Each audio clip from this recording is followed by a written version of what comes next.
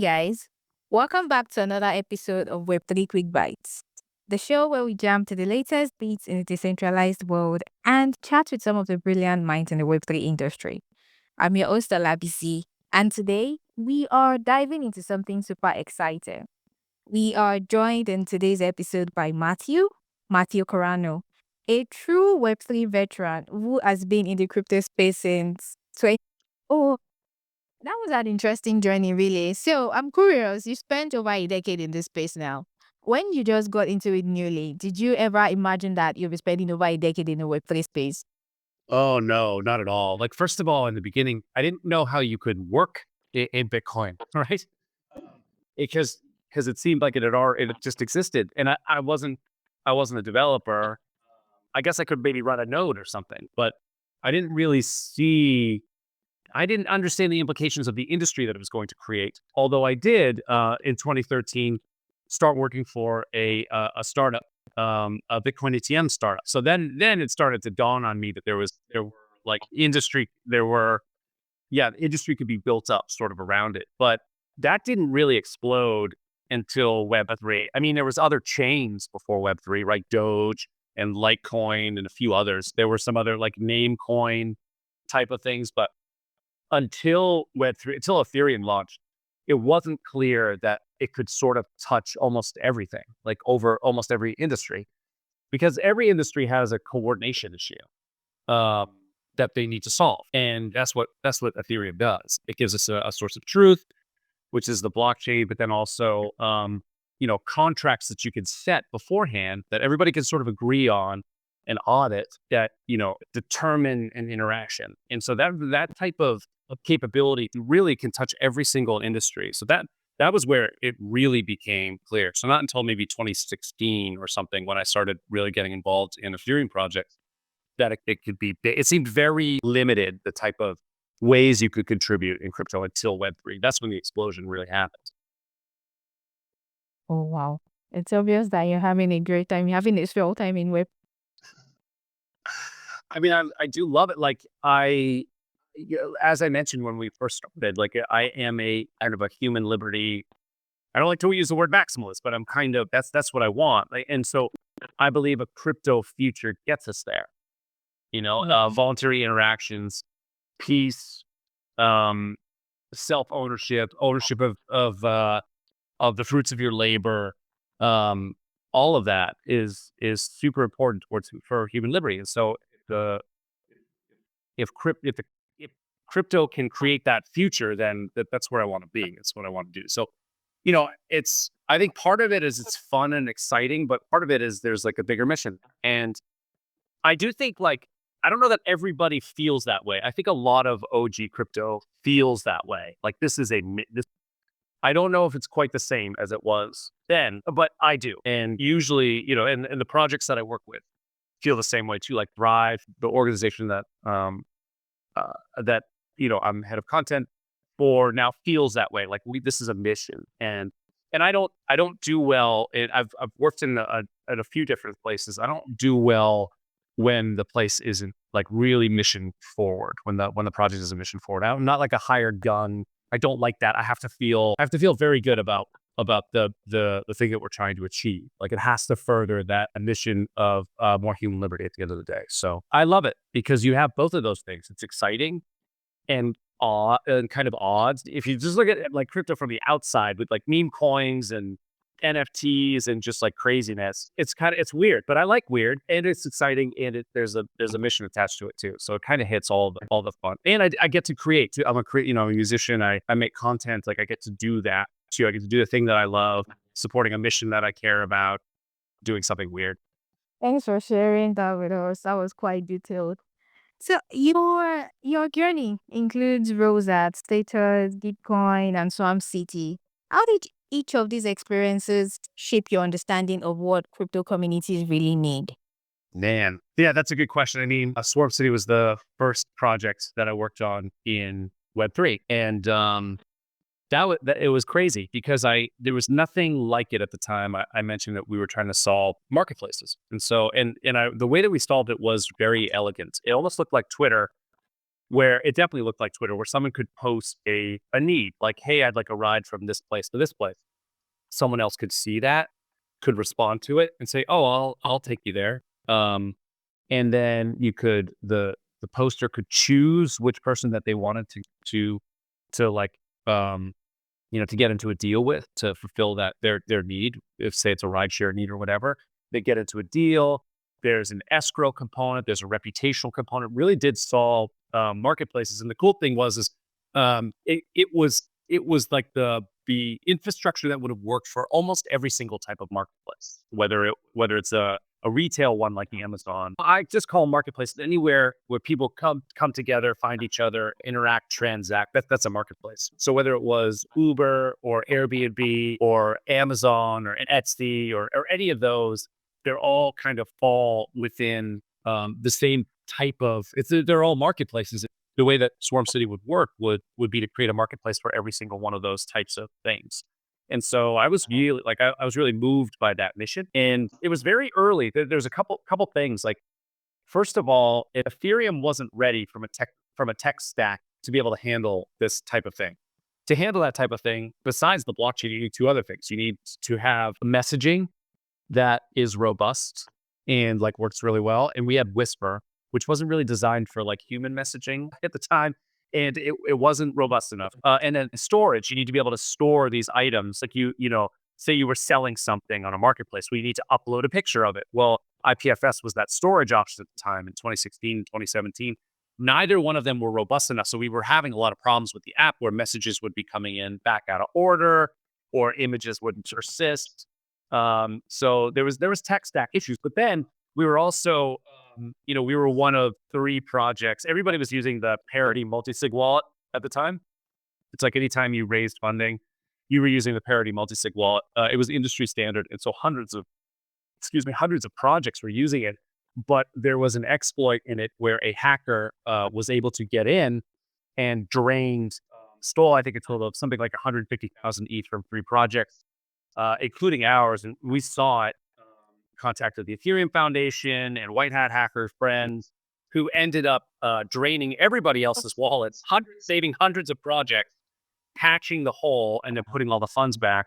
But our funds were drained. We lost like about 90% of those funds. So it also that severely impacted our runway. So, we went for another like year or two after that, but then with the challenges of the Ethereum tech stack and whatever, the funds stolen, we decided to hang it up. But the community was amazing because this was the perfect timing. There was all this renaissance of um, peer-to-peer like commerce. It was the rise of Uber, and at the time in 2016, all these like countries and states and cities were starting to ban Uber. And so all these like Uber drivers, rideshare drivers were looking for a way around it. And so they really hooked into Swarm City as like a possible answer to that. Like, if we could solve decentralized marketplaces, we could solve peer-to-peer rideshare. And then they wouldn't need, to use Uber. And you can't be like, good luck banning something that's open source and peer to peer. It's like, where do you shut that thing down? So we had a really large following around that, like a big sense that we were solving a huge need. It was kind of the perfect time for it. So that was the first time I really experienced like kind of a rabid Web3 community. And I think that's super important. Like, Web3 is one of the only places where it's not just like customers and like, investors and whatever. It's everybody's kind of intertwined. It's the community is all of those things together. And the hope is that the token sort of aligns everybody's incentives around the same thing, no matter what role you play. That's the importance of Web3. And so community, more so than any other product or brand, like if you think about, there are products out there that are big that people really align with, whether it's like, Nike of old or Apple even, but still, you're not really part of that community. Like, you own a product. But in Web3, that's very different. You may own a product, you might participate, you might create value within it, you might be investor in it, but a community is very different and very meaningful in Web3, which is super important. So that was quite in depth. I have a follow up question to that, right?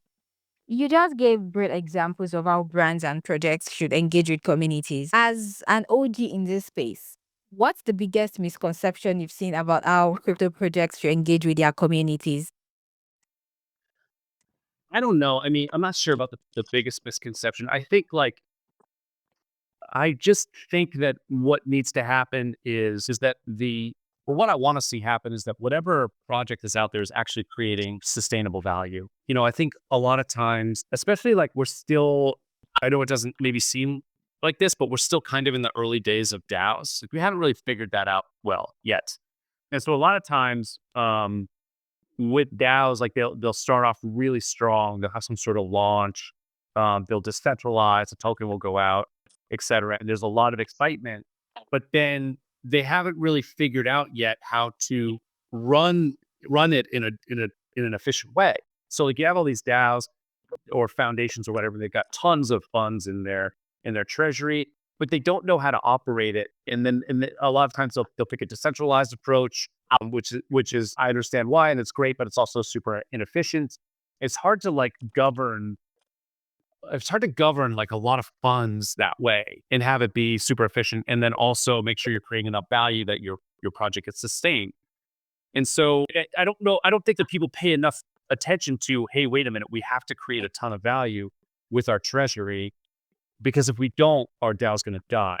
And that's the thing, like that with Thrive, like we're solving that issue. Like we're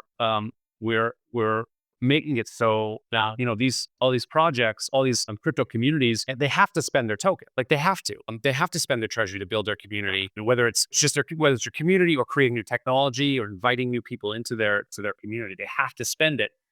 But so far, they've just not done a great job because it's hard. And that's what Thrive is solving. We make it so that these crypto communities make sure that when they spend their treasury, they're actually creating value out of it. So yeah, I think creating community, it's not just about being inclusive and getting a lot of people in. It's also how you spend your resources.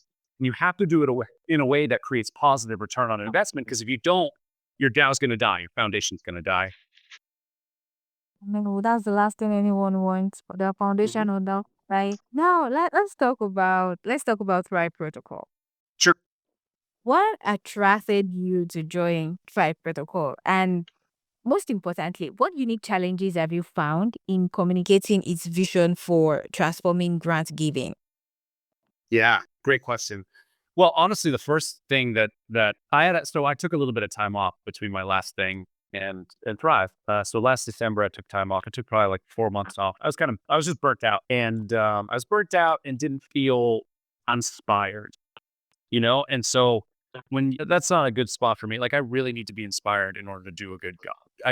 I'm terrible at going through the motions, which I guess is a good thing and a bad thing. It's good because it means that I'm always kind of forcing myself to find things that I'm inspired by, motivated by, moved by. That's good because then I can do my best work. But it's also kind of bad because it's hard for me to just muscle through things. I'm not the kind of guy that can just take the check and like do minimal effort. It's just not built that way. So I was taking some time off, but I was kind of ready to get back in, and I reached out to a buddy who I'd worked with at Gitcoin. I was like, hey, just reaching out to my network. I'm letting you know that I'm kind of free to do stuff. He's like, oh, we need a marketing person, and I'm like, okay. So he introduced me to Daniel Jacobs, who's the CEO and founder of Thrive, and we immediately hit it off. Like I liked him immediately.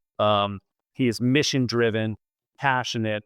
He has an amazing vision for Thrive, and I don't think that I got what we were doing. Like not really, not to the core, because trans funding or like changing like grant funding is that's definitely kind of it, but I didn't really get down to the essence of it until later. But still, he was extremely inspirational, and so we I think we talked for a couple weeks, just kind of on and off for a couple weeks, sort of getting to know each other. And they like had been going through a bit of a like had been changing a little bit how or wanting to change how they did stuff. So like we partner with large crypto ecosystems who allocate funding to us, and we in turn find great builders to bring into their ecosystem to give that funding to. So we were very much Thrive was very much marketing those initiatives. So like when we partnered with Polygon, Fry Polygon, or Arbitrum, or ApeCoin, or whatever. We would market those initiatives, but we never were. They weren't really marketing Thrive at all. And Daniel really wanted that to change, which is why he brought me on. Um, but so what initially drew me was Daniel. But then as I started to uncover like the implications of what we were trying to do, then I was like 100% sold, bought in. Because we're really trying to solve something that is so important to crypto, which is that crypto does a great job at understanding when things are valid, right? We have consensus mechanisms. We have a blockchain to look at. So we know a transaction actually happened and is valid. That's so good. Like that's an amazing thing. Like I don't want to like make it sound littler than it is. It's an amazing thing. We never had that before, a decentralized way of doing that before until crypto. So we're amazing at that, but we're not very good at at determining which of those interactions, although valid, are also valuable. And like we sort of contend that actually not a lot of valid interactions are actually valuable. There's a lot of spam or Sybil attacks or fraud or whatever. There's a lot of that in crypto. And if we can figure out a way, this is Thrive. If we can stop that. If we can identify things that are valuable or projects that are valuable, people who are valuable, and make sure that those are the people and those are the projects that are getting the funding, then then crypto will unlock all of this wasted funding and put it to good use to actually build crypto and to get to the crypto future that we all want. So once I understood what we were doing, I became like 100% bought in. And yeah, so that's what it was. Initially, it was Daniel, and now it's the mission.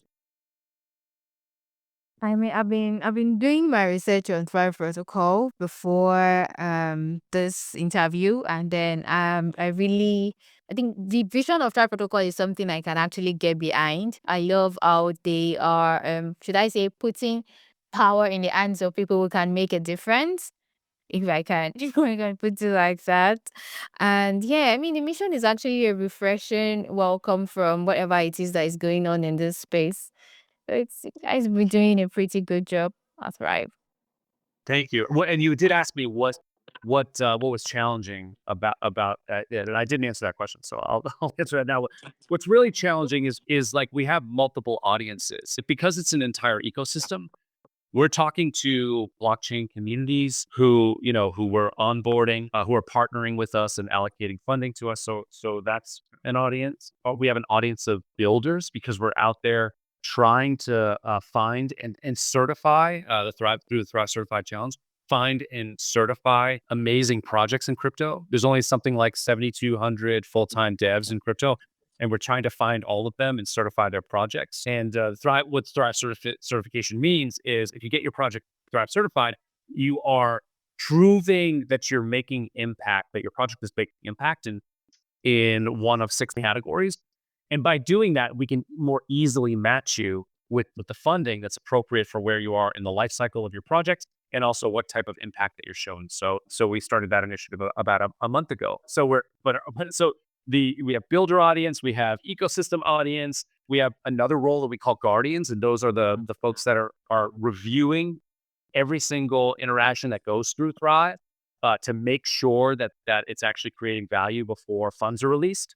So that's an audience, and then we have just like a general audience because I like to say that Thrive is for everybody. People who are creators, who are participants. It doesn't matter if you can be an advocate, you can be an influencer. It doesn't matter. There's a place for you in Thrive. There's plenty of things that can be done through Thrive. But you're exactly right. Like we are making sure that funding from our partner ecosystems goes into the hands of people who are actually creating value. And how we ensure that is, like I said, every single interaction that happens in Thrive gets submitted to our decentralized reviewer Discord. And they look at it and they say, did this create the value that it was supposed to? So say it's a grantee, they have 3 milestones that they have to hit and they unlock funding through those 3 milestones. Well, they submit their first milestone. Maybe it's launch on mainnet is their first milestone. They submit evidence that they did that to our decentralized reviewer network. We call them guardians. And the reviewers look at it and if the project did what they said that they would do, which was launch on mainnet, thumbs up, and then funds get released to that project. If they didn't do it, thumbs down, funds don't get released. So that's how we can ensure that any funding that goes through Thrives goes to people and projects that are creating impact and creating value. Oh, wow. I have a follow-up question. Sure. From your experience working with Thrive, how has the grant landscape evolved in terms of how we communicate value to builders? How has the grants landscape changed? That's a great question because I was at Gitcoin too, and so we did quadratic funding grants. I've also, through Thrive, we've had different partnerships with different with different ecosystems that wanted to try different ways of funding. I think like really the big thing is there's I think there is like a bit of exhaustion on the part of ecosystems. That's what I'm just getting sort of this general sense, and this is just my opinion. So it may not be true across the board, but this is just how I see it. And that exhaustion is, these I said before that DAOs are still in the early days of crypto communities like DAOs and foundations and things. But still, they've been around long enough, right? Since maybe 2016, 2017, when DAOs really started to kind of pop up. So that's still 7, 8 years, right? So even though they're young, they've seen some things. And what I think they're noticing now, crypto ecosystems with hundreds of millions of dollars or even billions, what they're starting to really notice now is that driving impact is hard. Getting a positive return on investment from their treasury spend is hard. Um, and that's why they're really resonating with our message of no, let's maximize value creation from that treasury spend by making sure if you spend on your treasury, it's actually going to things that are going to create impact. And we can do that for you. Like that's why I think they're really resonating to that. And that's why, like year one, we had $1 million allocated to us. Year two, we had 12 million. Year three, we're now past 70 million allocated to us for funding.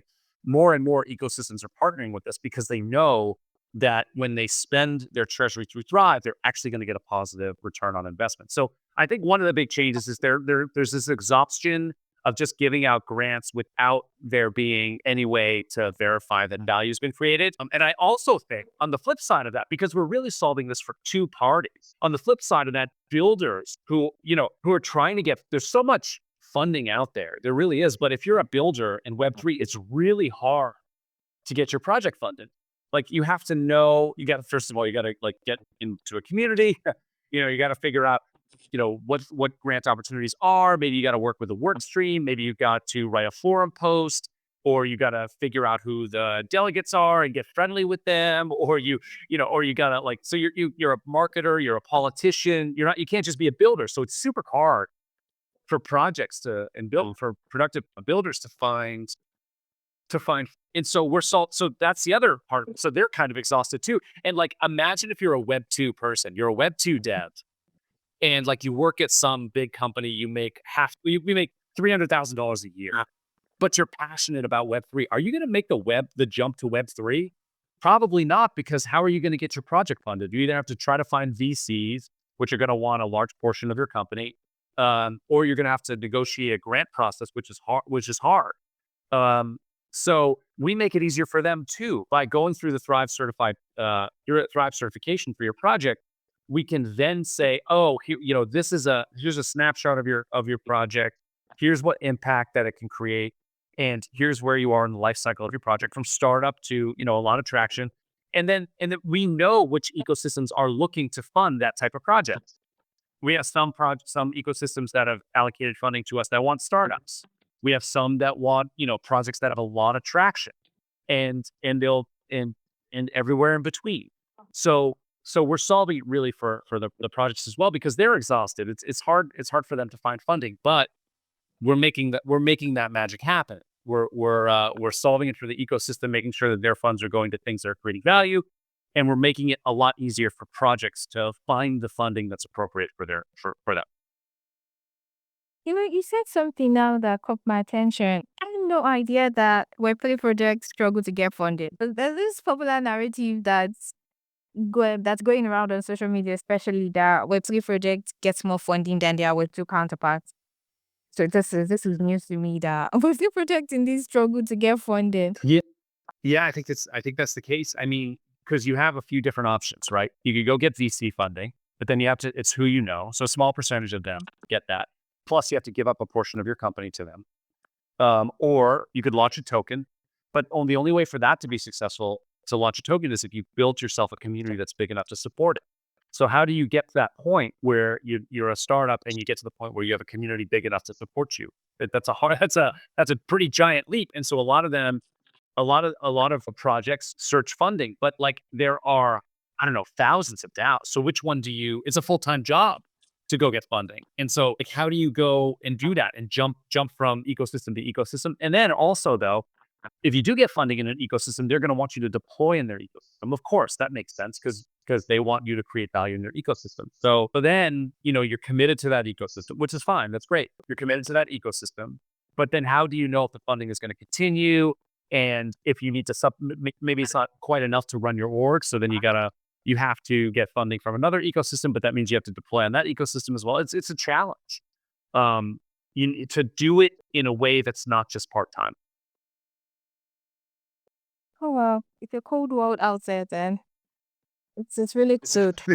Well, I mean, if you just think about it in terms of what everybody is trying to accomplish, like, ecosystems, as I mentioned, they have to do things that are going to build their community. So yeah, I mean, it's not just about when they fund something, it can't just be willy nilly, or it can't anymore. Because if it is, then they're gonna drain their treasury, their token's going to go down, and it's not going to be pretty. I don't think it's negative. They have to protect their community. They've got an obligation to their community that's sprouted up around them and supported them to make sure that that community persists. So that makes a lot of sense to me. It's just before Thrive, it's been hard to match both parties, given like the needs of both parties, like the need to create positive ROI for the ecosystem, and the need to find appropriate funding if you're a project. But that's really the challenge we're solving. Shout out to Thrive Protocol. Thank you. I mean, you've been through multiple market cycles, of course. But how do you see the narrative around contributor value and compensation evolving? I mean, my hope is that that those who are creating the most value are going to reap those rewards. I don't think that's how it's been in any one of the market cycles prior to this. The market cycle that brought Bitcoin to 1,000, and then the next one to 20,000, then the next one to 60 something thousand, and then now this one. I don't think that's how it's been. I think there's been different things that have taken off, right? You had DeFi in 17 or something, and then you had NFTs and all that in the last market cycle. So there's been like different technology that's popped up, which has been amazing, and that's created value. But value just isn't just like the token price. Value is actually contributing to this open source ecosystem. That's the other thing too. It's an open source ecosystem. It's hard to, in a closed source ecosystem, it's not easy to create licensing fees and to make money off. It's a little bit harder in crypto to do it. But no, like what I'm hoping is that the people that are creating the most value for crypto are the ones that they're getting rewarded proportionately based on that value.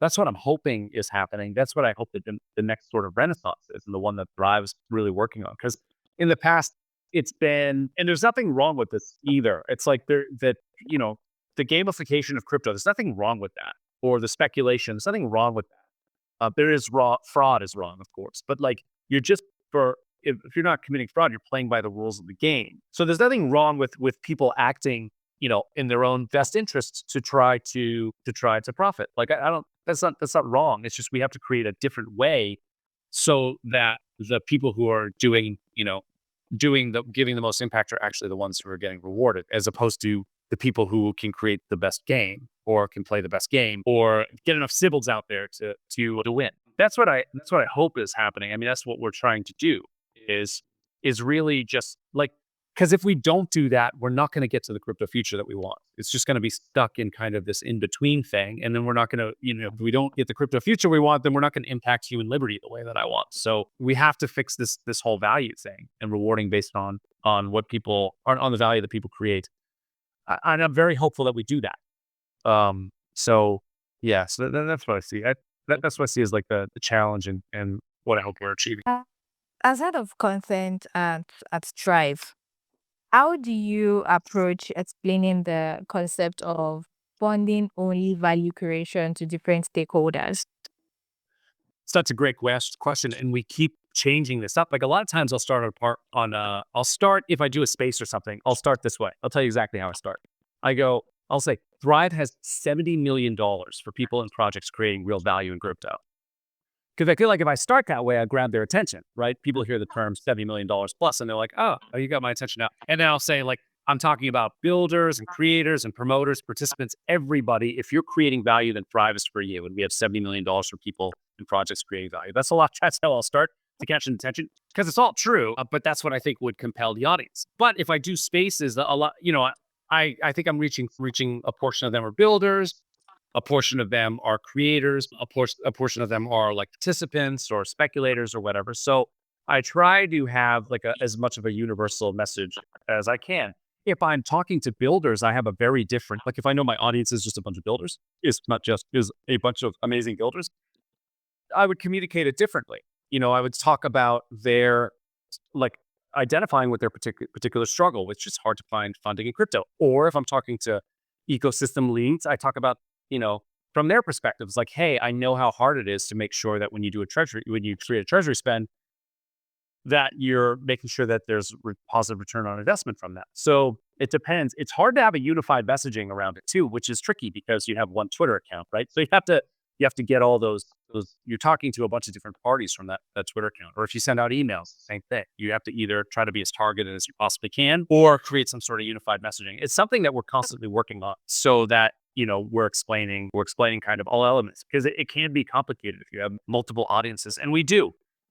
And the other thing, like the other part of it too, is like we're trying to find all of the builders and trying to get them certified and into our community so that we can get them funding.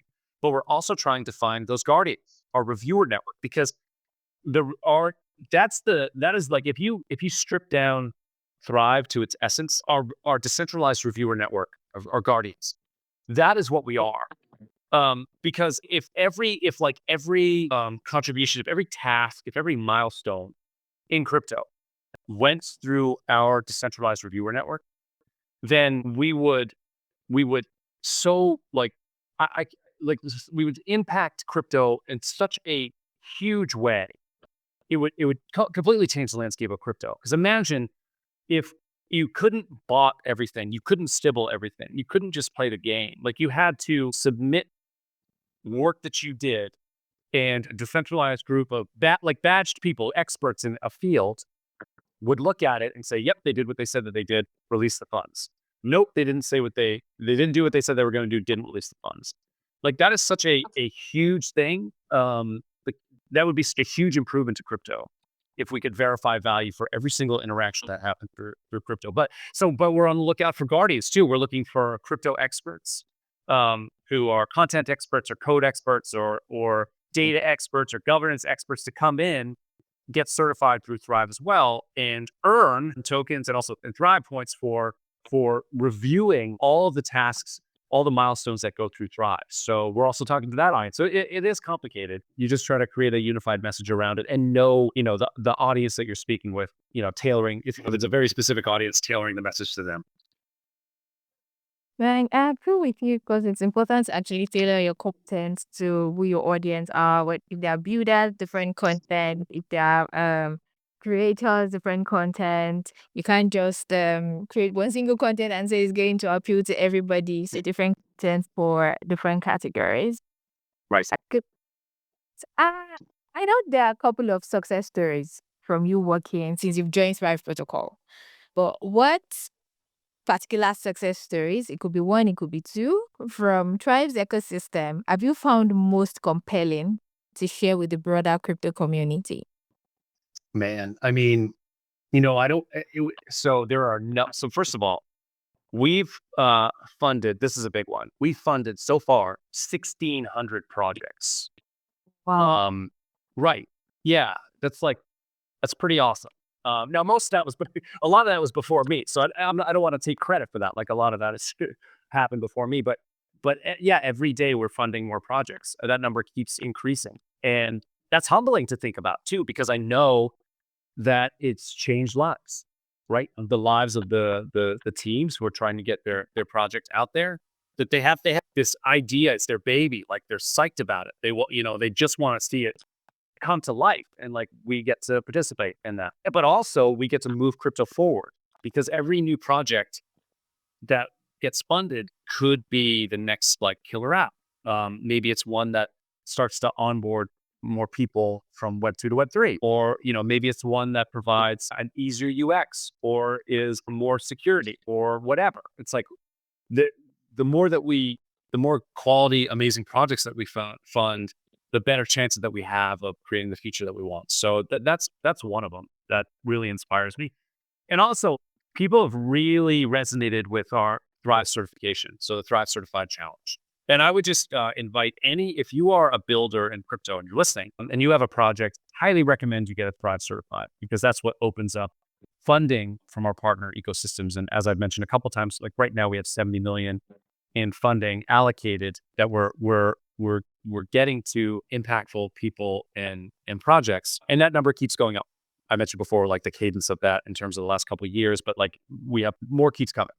So that this year that should be hundreds of millions. So we're really going to be the place for builders to get funding here pretty soon. We're actually the largest cross chain funding protocol in all of crypto now. So and we're not going to stop. But anyway, but if I recommend anybody, any project, get Thrive certified by go to start.thriveprotocol.com. And actually, that's a place if you're interested in becoming a guardian, that reviewer role, or if you just want to onboard in general into Thrive.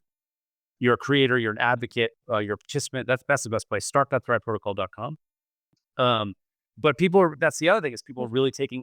In the beginning, because our systems aren't really in place, I was the one notifying people that their projects were Thrive certified, and like they were psyched. Like hey, I would DM. It was a completely ridiculous way to do it, but we just didn't have the systems of communication in place. But I was DMing them on Twitter. Hey, guess what? Congratulations, your project has been Thrive Gold certified. Like this is amazing. Good job. And they were psyched.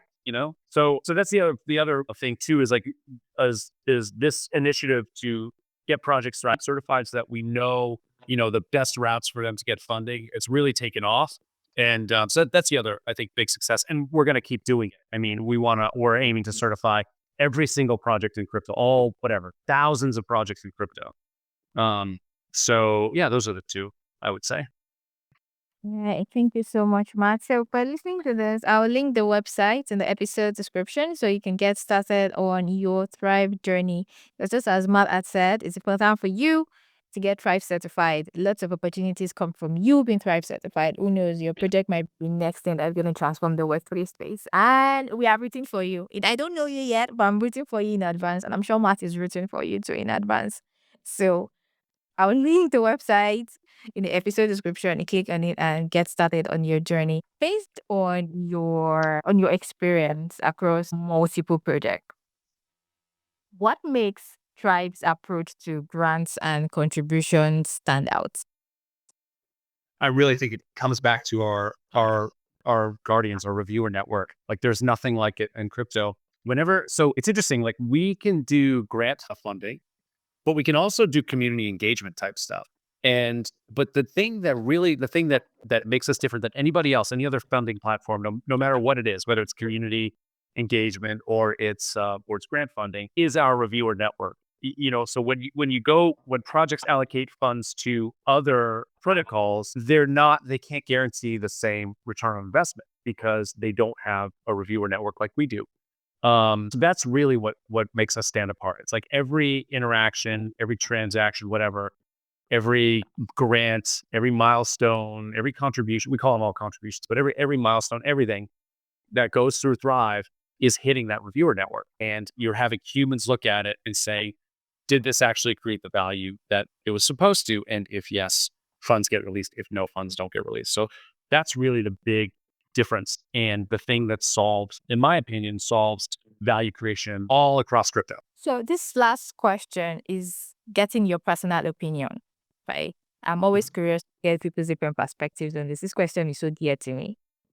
Looking at the current state of Web3, what key messages do you think need to be better communicated to attract and retain quality builders? Well, I mean, there's some messages that I'm just like philosophically really aligned with that we don't really do in crypto anymore. So that's one thing. I don't know if it convinces builders, but it convinced me in the space. The very first messaging that I saw on the Ethereum website was build unstoppable apps. And that's the best messaging. Like that's such like a beautiful, like just the implications of what that means. Build unstoppable apps. I love that messaging. Ethereum has since sort of moved away from that and gone to kind of a different. It's just sort of different vibes now than it was then. But I love that messaging. I'm passionate about that message because that's really what it's all about. It's censorship resistance, and that's really the name of the game. So, I mean, that would convince more, I think, passionate crypto people to come in. But for builders, I just think like there is a way now. Like there is a way to get funding and we're making like Thrive is making it so that you can make a living in crypto. Like it's fueling the future of crypto in a way that you can make a living doing it in a number of different ways. One is finding funding for your project through our partner ecosystems. But two is becoming a guardian and reviewing milestones and contributions, et cetera, and getting paid for it. You're actually getting paid for protecting the treasuries of the ecosystems you love. Like it's an amazing job. Or it's contributing in other ways as a creator, as a space host, as an advocate or an affiliate, et cetera. There's ways to make a living in crypto. And that's going to become more and more apparent here as we go. And that's what we need. It's like if you're creating if you value in crypto, then you should be able to make a living doing it. I think that's what I would say. It's like now, like it's starting. We're really like starting to turn a corner where productive people can make a living in crypto without speculation. And so now's the time to come in and join and build. Interest. That wraps up today's episode of Web3 Quick Bites. Thank you so much, Matt, for coming on the show and sharing your experience and walking us through the amazing things that Tri Protocol is doing to help push the Web3 ecosystem forward, especially for builders, especially for people who are building amazing things and not just and changing the whole conception that people have about Web3, thinking Web3 is just pump and dump. I dislike that term a lot. I don't like when people just see Web3 as a way to make quick money, get in and get out. So shout out to Tri Protocol again for funding people who actually have the vision to build amazing things and most importantly actually have a long-term vision for whatever it is they're building. Thank you so much for coming on the show today to share that with us. And I hope you guys enjoyed today's discussion because I sure did. If you have any feedback or questions, please reach out on social media or send an email to web3quickbites@gmail.com. Thanks again to our guest Matt for joining us, and thank you listeners for tuning in. We'll be back next week with more exciting content, so be sure to subscribe and tune in. Bye.